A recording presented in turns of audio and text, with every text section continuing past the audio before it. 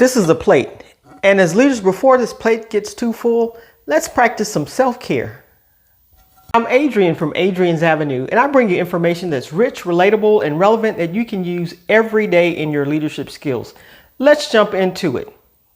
I get it. We're leaders. We're busy, sometimes stressed, and we always want to help someone else. That's our jobs. We focus on helping others, but we should not neglect ourselves in our effort to help others.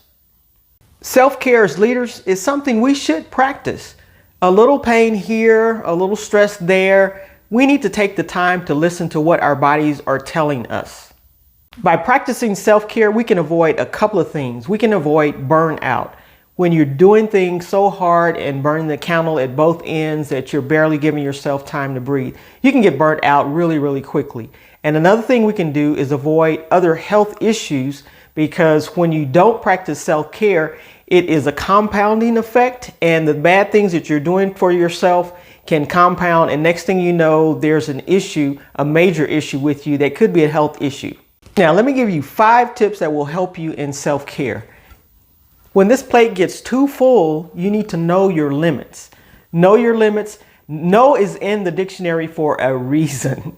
So no is there, so say no when you need to say no. Also, if you're asked to do something and your plate is getting pretty full, make sure you give yourself enough time to get that done. Don't limit yourself, don't box yourself into a time limit that you know you cannot meet. Now, the second thing that we'll talk about is getting the proper amount of rest. This is really important because we often focus on the quantity of rest and not necessarily the quality of rest. Sometimes you get 8 hours of sleep or however many hours your body may need of sleep, but the quality of rest is also important. Falling asleep on the couch is probably not the best thing to do. Sometimes I do it, but it's best to have a sleeping schedule when you're going to go to bed, when you're going to wake up in the morning, and make sure you're in the bed at the time you say you are. Have a nice mattress that is comfortable for you as well as supportive. So when you fall asleep, you can fall asleep easily. You can also stay asleep. There are also apps on your phone or apps that you can use that will give you relaxing music just in case you need something to help put you to sleep. But getting that rest has a lot to do with your mood the next day and just with how your body feels in general. So make sure you get the right amount of rest. Now, this next one is something that a lot of people struggle with, and that is eating to fuel your body. Eating the proper food when you need to eat the food and let it fuel your body. So often the sugary things we eat, the salty things we eat are not the best for us, and they're not fueling our body. It's really draining your energy. And so this is going against your self-care, you all. This is really going against self-care. And so when you start eating salads, green leafy vegetables, and you can read about the good things that you need to eat, but it helps you with fueling your body. It helps you with feeling better. It helps you with your mood swings. It just helps with so much what you put into your body. You know, the types of fruits, vegetables, water, drinking plenty of water to stay hydrated. All of this helps with you. So make sure you are fueling your body for self-care. Now, as a leader, taking on everybody's problems and challenges and listening to your team's complaints and what they have going on, it can be a lot on your shoulders. So you need a way to decompress. And I decompress by going to the gym and working out. It's great. Sometimes you can run and decompress, but you know what that thing is that you need to do to decompress. Listening to nice music. Some folks drink a little wine to decompress, but you need that outlet to get those things off of your shoulders, out of you, because we are human. And so when people tell us things, we kind of hold some of that stuff in, and we need a way to decompress. Talking to friends, that's a great way to decompress. And so make sure we find the ways that that's best for us, that's healthy for us to decompress, because we don't want to hold everything in and let it bundle up on us. Now, before I get to my last point, as well as some tips on self-care, I want you to help me with my self-care by hitting that subscribe button and the like button so that you can remain up to date on all the latest information as it becomes available to you. Now, the last point that I want to make is something that will really help us mentally and physically by feeding our mind and spirit good things. Practice gratitude. Be grateful for the things that you have in your life on a daily basis. Don't complain about the blessings that you have. Prayer is a good way of trying to help yourself through various challenges. I pray, and I would encourage others to pray as much as possible to help you through challenges. Prayer gets you through if you believe in prayer. And then also just inspirational readings, inspirational music, do things that's good, listen to things that's good for you. The news is bad news most of the times when we hear it, right? So we need to feed our minds good things so that we can remain positive as we possibly can.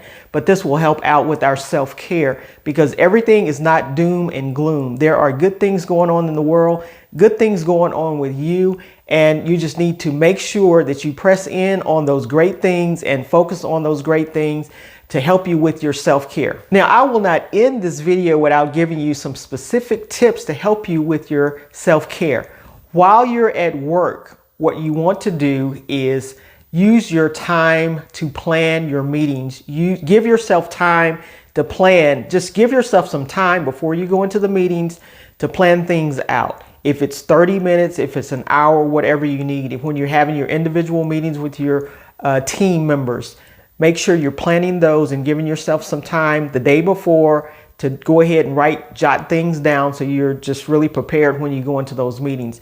Don't rush through that. So if you need half a day to do that before you actually do the meeting, make sure you're taking that time. Another thing you can do while you're at work is change your atmosphere. If the day isn't going that great, or even if the day is going great and you normally eat lunch in the cafeteria or you bring lunch to work and eat it, maybe one day every so often you go out. Just change the atmosphere. It'll give you a breath of fresh air to just get out of the office, go somewhere to eat, and then come back. So make sure you're changing your atmosphere to help you throughout the day. I know another thing that I did while we were in the office at work is taking a midday walk. We had a beautiful campus at my job, and so you could walk around the building and get in about a fourth of a mile if you completed the whole circle.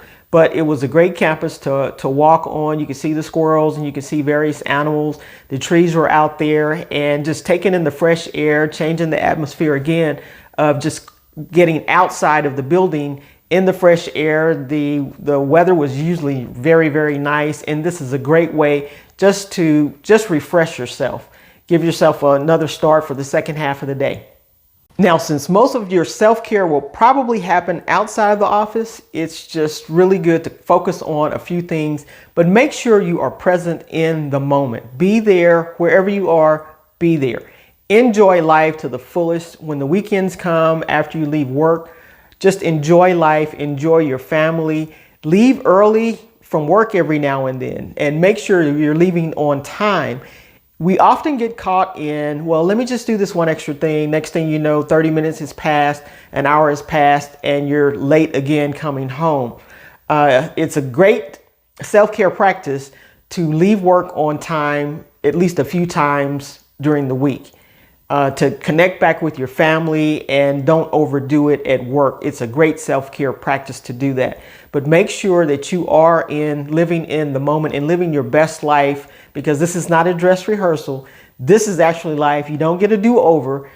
Time is the most important thing you have. And so once it's spent, you can't get it back. So self-care is vitally important when it comes to that.